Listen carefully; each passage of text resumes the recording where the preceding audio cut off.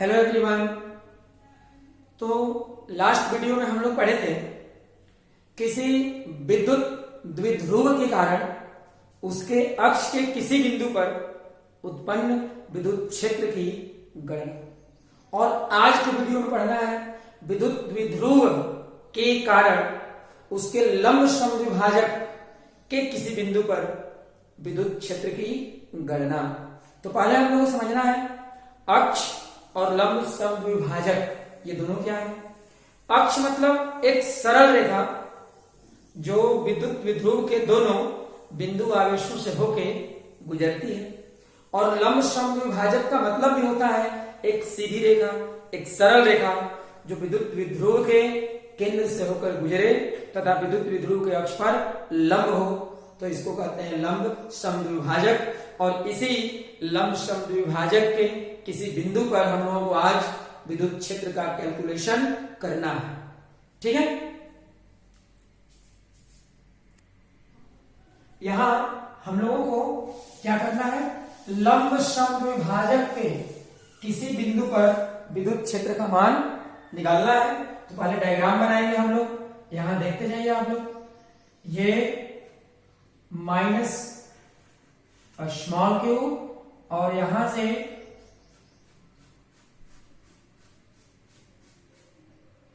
यहां हो गया प्लस स्मॉल क्यू। यहां विद्युत द्विध्रुव का केंद्र और केंद्र से इधर आधा दूरी स्मॉल ए, और यहां भी आधा दूरी स्मॉल ए। अब यहां देखिए, ये हो गया विद्युत द्विध्रुव का केंद्र। कोई भी विद्युत द्विध्रुव आप लोग बताया गया है, विद्युत द्विध्रुव आघूर्ण जरूर होगा विद्युत द्विध्रुव का, और ये विद्युत द्विध्रुव आघूर्ण की दिशा जो है ऋणात्मक बिंदु आवेश से धनात्मक बिंदु आवेश की ओर होती है। तो यहां हो जाएगा P वेक्टर, ये हो गया विद्युत द्विध्रुव आघूर्ण, और यहां लंब समद्विभाजक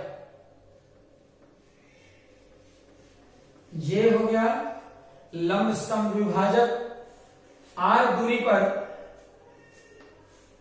एक बिंदु लेते हैं यहां M, और इसी बिंदु M पर बताना है कि इस विद्युत द्विध्रुव के कारण यहां कुल विद्युत क्षेत्र का मान कितना के बराबर होगा।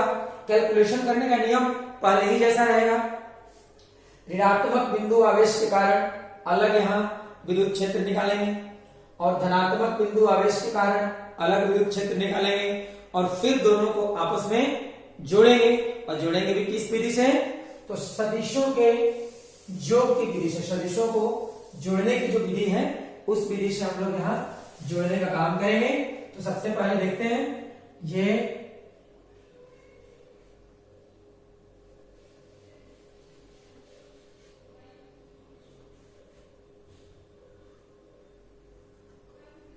अब यहां पर देखिए, ये हो गया समकोण त्रिभुज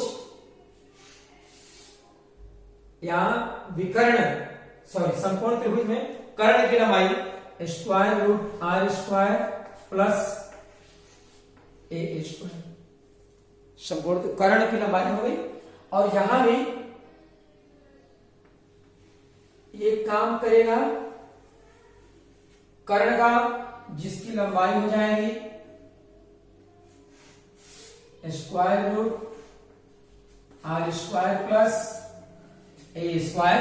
देखिए यहां ध्यान से, माइनस स्मॉल क्यू का परिमाण कितना है, स्मॉल क्यू, और प्लस स्मॉल क्यू का भी परिमाण कितना है, स्मॉल क्यू। मतलब यहां दोनों बिंदु आवेशों का परिमाण आपस में क्या है, बराबर है, और यहां से M बिंदु की दूरी भी दोनों में क्या है, समान है। तो आवेश का परिमाण भी समान, दूरी भी समान, तो विद्युत क्षेत्र का परिमाण भी आपस में क्या रहेगा, बराबर रहेगा। ऋणात्मक बिंदु आवेश के कारण विद्युत क्षेत्र की दिशा उसी की ओर, और ये हो जाएगा E माइनस वेक्टर, और यहां धनात्मक बिंदु आवेश के कारण विद्युत क्षेत्र की दिशा जो है, देख लीजिए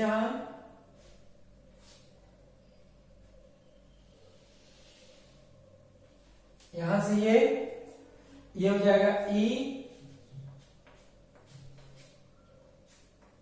प्लस वेक्टर, चूंकि E माइनस वेक्टर और E प्लस वेक्टर दोनों के परिमाण आपस में बराबर होना चाहिए, इसलिए जितना लंबा रेखाखंड E माइनस वेक्टर के लिए बनाएंगे उतना ही लंबा रेखाखंड E प्लस वेक्टर के लिए बनाएंगे हम लोग। तो वेक्टर चैप्टर में आप लोग पढ़ चुके हैं कि जब दो सदिशों के परिमाण आपस में बराबर हो तो दोनों का जो योगफल है परिणामी और दोनों के एकदम बीच से पास करेगा, मतलब जब इन दोनों को जोड़ेंगे तो योगफल जो है ठीक बीच से पास करने का मतलब हुआ जितना कोण बनेगा इधर से उतना ही कोण बनेगा यहां से भी। और जब दो सदिशों का टेल एक जगह हो तो जोड़ने का काम कैसे करेंगे हम लोग, सदिशों के योग के समानांतर चतुर्भुज नियम के अनुसार। तो यहां से इस सदिश के हेड से इस सदिश के समानांतर एक रेखा खींचेंगे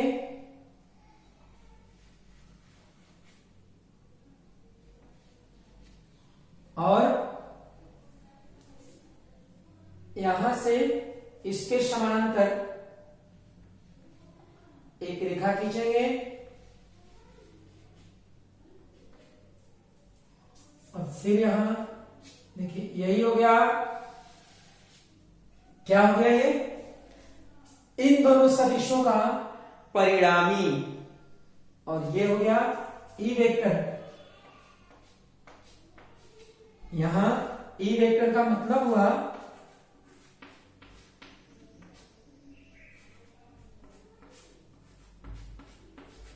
E plus vector plus E minus vector. अब यहां देखिए अगर इधर से कोण बनेगा थीटा तो यहां से भी कोण बनेगा थीटा। फिर यहां देखेंगे दो समकोण त्रिभुज, एक ये और एक ये, दोनों में ये भुजा और ये भुजा आपस में बराबर है, ये उभयनिष्ठ भुजा है और ये कोण बराबर है, तो भुजा कोण भुजा से ये दोनों समकोण त्रिभुज सर्वांगसम हो जाएंगे। और ऐसे स्थिति में ये कोण और ये कोण दोनों आपस में क्या हो जाएंगे, समान हो जाएंगे।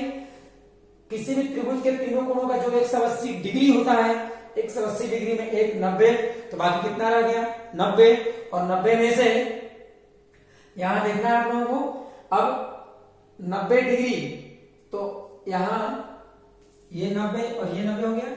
यहां बताना हम चाह रहे हैं ये दोनों का मान पहले निकाल लें, फिर इधर हम लोग देखेंगे। तो ये एक सीधी रेखा है, सीधी रेखा पर कोई बिंदु ले ले तो एक तरफ बिंदु के चारों ओर टोटल कोण कितना बनेगा 180 डिग्री। सीधी रेखा पर स्थित किसी बिंदु पर सीधी रेखा के एक ओर टोटल कोण बनेगा 180 डिग्री, और 180 डिग्री में अगर हो गया इधर 2 थीटा तो बाकी दोनों मिलकर कितने रह गए 180 डिग्री माइनस 2 थीटा। अब देखिए ये दोनों जो त्रिभुज सर्वांगसम है, ये बराबर ये कोण है, तो ये दोनों मिला के इतना है और ये दोनों कोण बराबर है, तो एक एक का मान निकालना होगा, 2 से यहां भाग देंगे तो आएगा 90 डिग्री माइनस थीटा। ये भी हो जाएगा 90 डिग्री माइनस थीटा, और यहां भी कोण बनेगा 90 डिग्री माइनस थीटा। देखिए आप, तो अब देखिए त्रिभुज के तीनों कोणों का जो 180 डिग्री, 180 में एक है 90, तो और बाकी कितना रह गया 90, तो 90 में एक 90 माइनस थीटा, तो यहां वाला कोण भी कितना बनेगा थीटा, और उसी तरह से ये कोण भी कितना बनेगा थीटा। समझ में आ गया, दोनों जो है ये थीटा बनेंगे। आप कहेंगे ऐसा करने से हम लोग को क्या मिलेगा, देखिए क्या मिलेगा। यहां ध्यान ये देना है कि जो परिणामी विद्युत क्षेत्र है उसकी रेखा और विद्युत विध्रुव आघूर्ण की वाली रेखा, दोनों को ये तिर्यक छेदी रेखा काट रही है, तो ये कोण और ये कोण दोनों क्या है एकांतर कोण जो आपस में बराबर है। जब दो रेखाओं को कोई तिर्यक छेदी रेखा काटे और एकांतर कोण बराबर हो तो दोनों रेखाएं कैसी होती हैं, एक दूसरे के समानांतर। तो ये दोनों रेखाएं समानांतर, समानांतर रेखा में एक तरफ एरो इधर और एक तरफ एरो इधर, मतलब दोनों की दिशाएं क्या हो जाएंगी, विपरीत। तो याद रखिएगा, कोई भी विद्युत द्विध्रुव हो उसके लंब समविभाजक के किसी बिंदु पर विद्युत क्षेत्र की दिशा विद्युत द्विध्रुव घूर्ण के दिशा के विपरीत होती है। कल के वीडियो में क्या पढ़े थे, विद्युत द्विध्रुव के अक्ष पर विद्युत क्षेत्र की दिशा विद्युत द्विध्रुव घूर्ण के दिशा के समान। और आज क्या पढ़े हैं, विद्युत द्विध्रुव के लंब समद्विभाजक के किसी बिंदु पर विद्युत क्षेत्र की दिशा विद्युत द्विध्रुव घूर्ण के दिशा के विपरीत। क्लियर हो गया। अब हम यहां आगे कैलकुलेशन करेंगे हम लोग। तो देखते हैं, mod of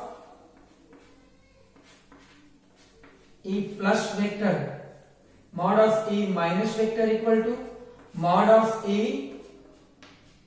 plus vector equal to, अब इसके कारण आप यहां विद्युत क्षेत्र निकालिए या इसके कारण निकालिए, एक ही होगा। तो यहां क्या हो जाएगा, 1/4πε0 into Q upon square root R square plus A square का होल स्क्वायर, और फिर यहां से सॉल्व करेंगे आगे। तो ये कितना हो जाएगा, 1/4πε0 इंटू क्यू बटा R square plus A square. हो गया ना। अब इसके बाद हम लोग आगे कैलकुलेशन करेंगे।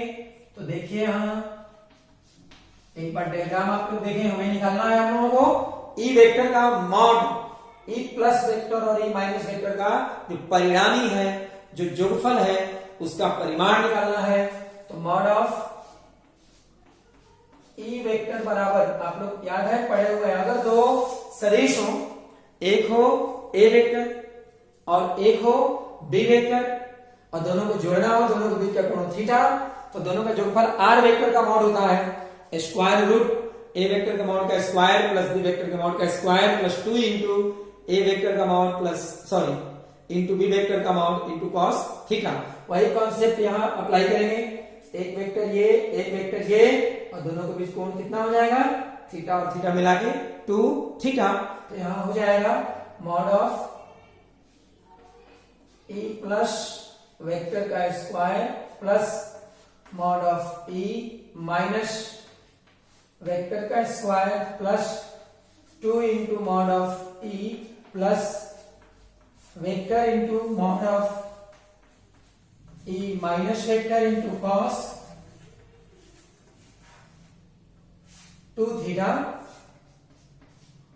अब यहां mod of E vector equal to, देखिए यहां ध्यान देना है, ई माइनस वेक्टर का मॉड और ई प्लस वेक्टर का मॉड दोनों आपस में क्या है, सेम है। तो हम लोग कैलकुलेशन को आसान करने के लिए किसी के बदले में भी किसी को रख सकते हैं। तो यहां होगा mod of E plus vector का square plus mod of E plus vector का square plus 2 into mod of E plus vector into mod of E plus vector into cos 2 theta. और इसके बाद ई वेक्टर का mod equal to square root, देखेंगे यहां हो जाएगा 2 into mod of E plus vector plus 2 into mod of E plus vector into cos 2 theta.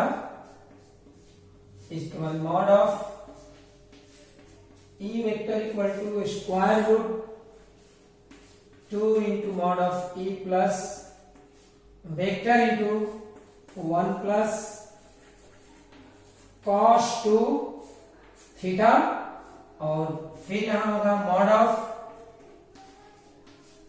E vector equal to, देखिए यहां क्या बनेगा, 1 प्लस कॉस टू थीटा बराबर क्या होता है, आप लोग ट्रिग्नोमेट्री में मैथमेटिक्स में पढ़ेंगे, 1 plus cos two theta equal to 2 into cos square theta. तो यहां हो जाएगा 2 into mod of E plus vector into 2 cos square theta, और तब यहां mod of E vector equal to यहां हो जाएगा 2 इंटू 2 4 का स्क्वायर रूट करेंगे तो 2 आएगा, और ये स्क्वायर होगा, यहां भी स्क्वायर होगा, और फिर यहां हो जाएगा square two mod of E vector, square को बाहर निकलेगा, mod of E vector cos square theta है, तो यहां होगा केवल कॉस थीटा। अब यहां देखिए ये ई प्लस होगा यहां, अभी हम लोग ई प्लस वेक्टर के मॉड का वैल्यू यहां फाइंड कर चुके हैं, और क्या फाइंड किए हैं, कॉस थीटा का वैल्यू फाइंड करना है, कॉस थीटा का वैल्यू फाइंड करना है, यहां कॉस थीटा है तो कहां से फाइंड करेंगे, डायग्राम में देखिए ये राइट एंगल ट्रायंगल में cos theta equal to base A upon hypotenuse माने आधार ए बटा कर्ण square root R square plus A square होगा। फिर हम लोग अब इसे आप लोग अच्छे से समझ लीजिए, लिख लीजिए, क्योंकि अब हम इसे मिटाने जा रहे हैं यहां।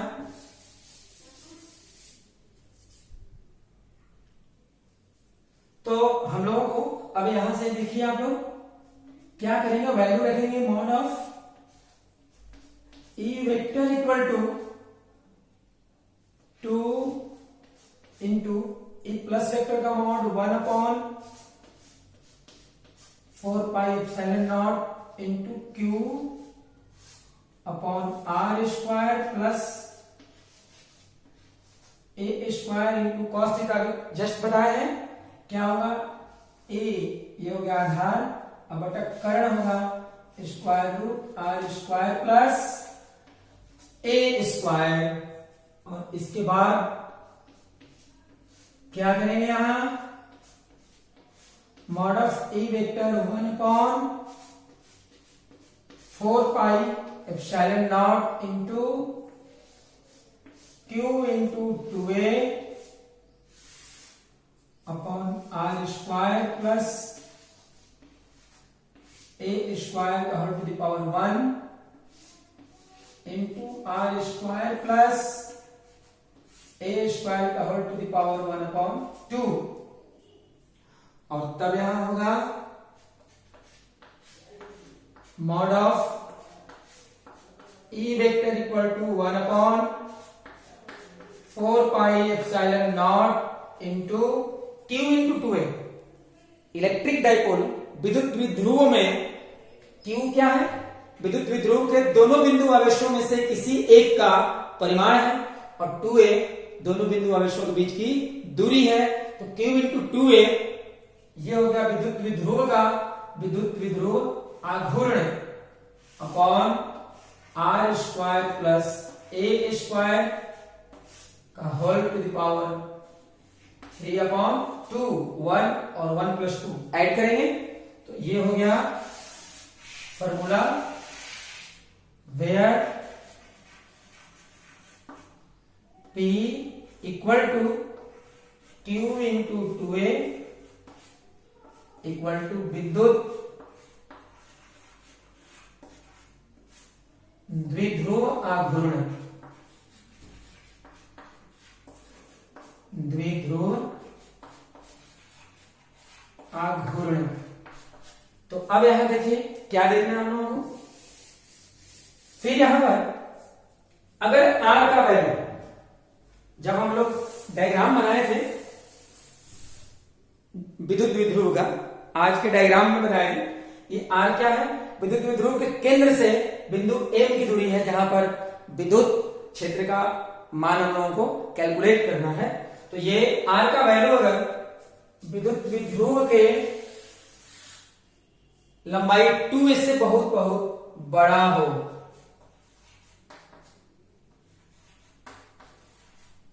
यदि R बहुत बहुत बड़ा हो 2a से, तब देखिए क्या होगा, अगर r 2a से बहुत बड़ा है तो a से तो और में बड़ा हो जाएगा, और फिर जब स्क्वायर करेंगे तो r स्क्वायर a स्क्वायर से बहुत बहुत बड़ा होगा। और आप लोगों को बताए थे हम कल के वीडियो में, क्या बताए थे, अगर दो राशियां हो, एक बहुत बड़ी और एक बहुत छोटी, दोनों को जोड़ना हो या घटाना हो तो समझने के लिए क्या करते हैं, जो बहुत बड़ी राशि है उसको मान लेंगे हाथी, और जो बहुत छोटी राशि है उसे मान लेंगे चींटी। तो हाथी में चींटी को आप जोड़िए या घटाइए, क्या मिलेगा, हाथी। तो यहाँ r स्क्वायर में a स्क्वायर को जब जोड़ेंगे हम इस कंडीशन में तो क्या मिलेगा, r स्क्वायर मिलेगा। तो यहां हो जाएगा mod of e vector equal to 1 upon 4 pi epsilon naught into p upon r square का whole to the power 3 upon 2। यहाँ 2 और 2 कैंसिल होगा, फिर यहाँ mod of e vector equal to 1 upon 4 pi epsilon naught into p upon r cube, और फिर यहां last में मिलेगा मॉड ऑफ e वेक्टर, ये व्युत्क्रमानुपाती होगा r क्यूब के। तो याद रखिएगा, विद्युत द्विध्रुव के कारण चाहे उसके अक्ष पर विद्युत क्षेत्र निकालिए या लंब समविभाजक पर निकालिए, कहीं भी विद्युत क्षेत्र का जो परिमाण है दूरी के घन के व्युत्क्रमानुपाती होता है। ये बात समझ में आ गई आप लोगों को। अब यहां देखेंगे कुछ इंपॉर्टेंट पॉइंट है। अब यहां लास्ट में हम लोग दो इंपॉर्टेंट पॉइंट है जिसे हम लोग सीख लें अभी। देखिए, कल के वीडियो में हम लोग ये कंडीशन पढ़े थे, विद्युत द्विध्रुव के कारण उसके अक्ष पर कहीं भी आप विद्युत क्षेत्र निकालेंगे तो विद्युत क्षेत्र की दिशा और विद्युत द्विध्रुव आघूर्ण की दिशा एक समान। और आज के वीडियो में पढ़े हैं विद्युत द्विध्रुव के लंब समविभाजक के किसी बिंदु पर विद्युत क्षेत्र की दिशा निकालेंगे तो विद्युत क्षेत्र की दिशा किधर होगी, विद्युत द्विध्रुव आघूर्ण के दिशा के विपरीत हो जाएगी। और कल पढ़े थे कि अगर r बहुत बहुत बड़ा हो 2a से तो यहां पर विद्युत क्षेत्र का मॉड परिमाण होता है 1 upon 4 pi epsilon 0 into 2p upon r cube. और आज की वीडियो में क्या पढ़े हम लोग, mod of e vector equal to 1 upon 4 pi epsilon 0 into p upon r cube. यहां समझना है, ध्यान दीजिएगा, अगर r का वैल्यू बहुत बहुत बड़ा हो 2a से तो ऐसे कंडीशन में क्या होगा कि लंब समविभाजक पर विद्युत क्षेत्र का जितना मान होगा उसका कितना गुना, 2 गुना मान अक्ष पर होता है। समझ में आया? फिर से एक बार रिवीजन करा दे इसको।